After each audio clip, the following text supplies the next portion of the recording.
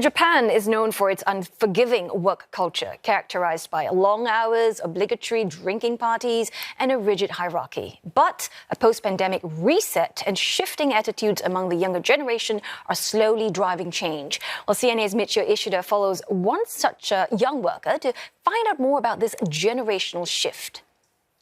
24-year-old Yuki Sato works in public relations for Japanese consumer goods giant Kao. She explains the selling points of new products to colleagues and also showcases them to potential customers. 全部自分の中で処理するっていうのはすごく大変なんですけど、うちの今の事業 PR はいろいろできるそれぞれの伝え方で誰に伝えるのかっていうのを考えながらできるっていうので、すごくそれ楽しいなって思いながら働いています。Ms. Sato's generation cares about work-life balance, but in a country famed for karoshi or death from overwork, long hours are the norm. Some 9% of workers in Japan put in more than 60 hours a week in 2022, though that's half the proportion from about 2 decades ago, according to official data. Ms. Sato clocks up to 2.5 hours of overtime daily. 両方大切にしたいとは思っています普段。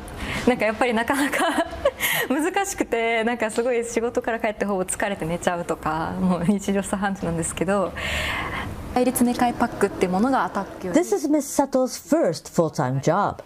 She graduated in 2022 when things were starting to get back to normal after COVID-19. The pandemic left her generation with fear of how uncertain life can be. コロナがあったりとか、いつ急に何ができなくなったり、収入が止まっちゃったり、何かが崩壊したりとか、なんて言ったらいいんでしょう、本当ざっくり安定してない、お給料もいつ下がったり上がったり、物価も下がったり上がったりするかわからないので、備える部分も必要なんだろうなっていうのはみんな持ってると思います。Ms. Sato leads a relatively frugal lifestyle, spending on groceries and the occasional book, sometimes going out with friends to relax. The pandemic changed one crucial aspect of Japan's corporate culture. Ms. Sato and her colleagues mainly socialize over a quick lunch. But not long ago, employees at many companies felt obliged to attend after-work drinking parties. COVID-19 shuttered bars and accelerated a shift towards sobriety, particularly among young workers who see quality of life and are less apologetic about setting boundaries. 今を楽しんで、今やりたいことに挑戦するみたいな、生き方が多様化してるっていうのは一つあるかな。Ms. Sato covers staff events for Kao's social media and enjoys having a platform to mingle with colleagues while developing her skills. Her boss approves of her attitude. 私たち世代が苦手なところで若いたち世代が得意とする領域、例えばデジタルの領域だとかっていうところはむしろ若い世代から教えてもらうことも多かったりするので、そういった得意な領域に関してはより積極的に仕事に臨んでくれてるかなっていうふうに思います。Ms. Hara herself benefited from another generational shift decades ago. When she joined Kao in 1991, gender equality at the workplace was a new concept. Today, half of Kao's employees are women, and 3 out of 10, like Ms. Hara, hold a managerial position. But Ms. Sato has not thought about climbing the corporate ladder. According to Japan Research Institute, only 30% of young people who it surveyed feel climbing up the corporate ladder is important. Much more vital is a fulfilling job that stimulates one's curiosity and where your ability and skills can be utilized. They place importance on the joy of working with others. Despite improvements in workplace culture and starting pay amid a labor shortage, Japanese youth remain some of the unhappiest among developed countries, ranking 73rd in the latest World Happiness Report. Some are leaving to seek employment abroad, while a growing number are opting for irregular jobs over full-time work. But others, like Ms. Sato, are content to stay where they are, for now. あんまり長期的な目標とかは昔から立てるタイプじゃなくて、なんかその時やりたいって思ったこととか、その時こっちって思ったことをやって、今目の前にあることに頑張る。She hopes to eventually start a family while also working at the same time. Michio Ishida, CNA, Tokyo. And for more insight into work cultures across East Asia, let's bring in Connie Jung, Associate Professor in Human Resource Management at the University of South Australia, and our senior correspondent Michio Ishida in Tokyo. Well, let's just start with you first, Connie. Well, some of the things that stood out in Michio's story, for instance, is about this generational shift where work-life balance is important. We saw one person's perspective in Michio's story, but what's the real story across East Asia, other countries like China, South Korea? I mean, how deeply entrenched is overworking? I think people are really overworked. And I think, especially young people, you're talking about flying flat. They just find it, they're seeking for the different things. They're looking for work-life balance, as already mentioned. They're working for well-being. They're looking for the flexible work arrangements. etc. So I think people are pretty much, particularly after COVID-19, they're pretty much concerned more about well-being rather than wealth creations, as Asian culture would influence a lot of people thinking wealth is more important than well-being, but COVID actually changed that perception. And Connie, I'm glad you brought up this lying flat culture, lying flat, tang ping rather. It means basically taking a break from relentless work, and not just physical, it's sort of a mindset. At the same time, we've seen how Chinese tech firms, for instance, they're rejecting China's 996 culture, which is a 9 a.m. to 6 p.m., 6 days a week. So, Michio, help us understand this lying flat culture. I mean, is it what Japan has sort of like a similar mindset like that as well?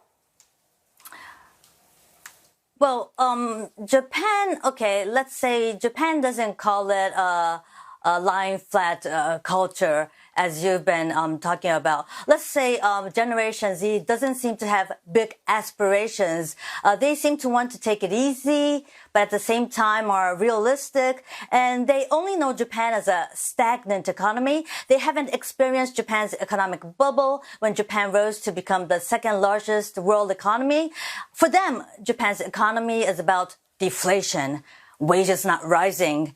And they remember the horror of the 2011 big tsunami and earthquake, Fukushima nuclear disaster, 3 years of stalemate of the economy due to COVID-19, period of no face-to-face socializing. So they are concerned with the unpredictable of what can happen, and the society can go into doldrums. So Connie, I have a question for you. I was wondering how important is relationship for people in Northeast Asia, because for the young Japanese people, it is quite important. Teamwork has always been an important tradition for Japanese society, so they still do place an important relationship, and they don't like for instance, power harassment. How is the situation in Northeast Asia? I believe that young people definitely look for relationships at work. And not only that, they're also looking for the meaningful work. And I gather meaningful work is built around relationship, because people don't just come into work now just for the job. They come into work because of who they work with. And we know that from the research, the people who quit the job, not because they don't like the job, but because they don't like their manager, their teammates. So I think it's really important to understand that we all, including the young people, looking for relationship, and particularly meaningful job through building that healthy relationship at work. And one of the things I think I've been looking into in this, not just North Asia, but also in the Western world as well. I think young people definitely looking for better workplace, that including work-life balance, of course, but also including, work place can actually provide the inclusive environment. So people definitely need to feel the sense of belonging and sense of, connecting with somebody, not just with a job, but with the people as well. So relationship is really important. And Michio, actually what struck me in your story was this statistic that only 30% of young people in Japan feel that climbing the corporate ladder is important. I suppose COVID did help a lot of the others understand that, they're prioritizing what matters during that period of time. But what about the companies themselves? I mean, are they adapting fast enough to perhaps accommodate this new mindset? Well, Japanese companies have been slow in reforming themselves, but COVID-19 ironically did really help because it encouraged a lot of people not to come to the office on the back of a government warning not to commute. And so, to work from home, you have to digitalize. And Japan was actually behind with digitalization. So that was advanced. Employees could work from home, hold online meetings. And, even today, big companies allow employees to continue to work from home. And this seems to have reduced the stress of commuting on crowded trains, having to get up early to commute, as many people live in the suburbs of big cities, and they don't have to deal with the hassle of dressing properly. Companies have to be more accommodating, though, to lifestyle preferences, not forcing the young people to go out drinking out with bosses after work, for instance. Otherwise, they might quit. And that would be a nightmare for the company, considering Japan's labor shortage. And let me give you this figure that, according to the Ministry of Health, Labor and Welfare survey, 3 in 10 resign within 3 years since their employment. And Japanese companies tend to employ fresh graduates. In a survey by recruiting agency Personal Career, the top reasons among those in their 20s who resigned were they simply wanted to change jobs, were unhappy with the starting salary, and unhappy with relationship in the workplace. And there are even agents today that specifically offer services to support those who wish to resign. And in the 2 months starting in April, I heard from one agent called Moomori that 800 wanted to ask for their service to resign. Yeah, that's really interesting, Michio, that people are just, young people, maybe Gen Z, millennials, you're just, quitting a lot sooner. But Connie, the implications, of this trend, including the lying flat mindset, for instance, when it becomes widespread, though, I mean, walk us through what are some of the implications. I mean, whether it's economically or, what sort of impact will that have on society? I gather there will be 3 levels that I think will impact on the society. First of all, labor markets. You will, as Michiko already mentioned, that with that sort of mindset, you definitely will have people who leave job and who doesn't want to go for the job that don't give them a work-life balance or concern about their well-being. So I gather you would have a labor markets probably have the shortage of the skills and talents in a certain industry, which is at the high demands for job or very high pressure on work. And the second level, I guess, is more to do with corporate, like organization need to respond to this sort of expectations of youth. Because initially, company can build, or especially in the East Asian country, the organization very much emphasizing high performance, high rewards, but this type of the culture must change. Because otherwise you will get a lot of people will leave the job because they're just more concerned about their own well-being and health and couldn't take any longer about such a high pressure. And people don't want to die young because you see a lot of instances in Asia, and especially in China, actually, got a few people who die of very young when they're under the big workload pressure. Right. So, Connie, have you actually... third levels probably more to do with the economic developments. I think it's if you are lying flat, people don't care, people wanted to be living simple life, then you have a very low probably consumers. and that will affect the GDP and affect probably economics growth will slow down, as you will see them in China, for example, has been experiencing double digits of economic growth. So these might slow down due to this sort of attitude in the labor market. So, Connie, you've been in this industry for a long time. What are some of the effective, perhaps, policies you've seen certain governments or companies adapt to, accommodate this work-life balance mindset? I gather in Asia country, and especially North Asia country, they probably still have not been aware of these serious issues. And I'm hoping that after the COVID, they will pick that up a little bit more. But I think Japan is leading the way, and you will hear about Japanese company or multinational company, for example, Microsoft actually implemented a 4-work week in Japan, and that has been very successful last year. And I think Japan's one of the prefecture, I think they have been trying to put the law in place to encourage people to work 4 days, or Japanese company also encourage people to take a Fridays off, for example.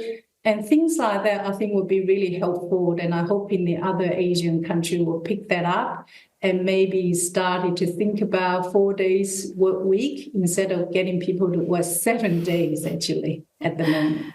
Yeah, good point there.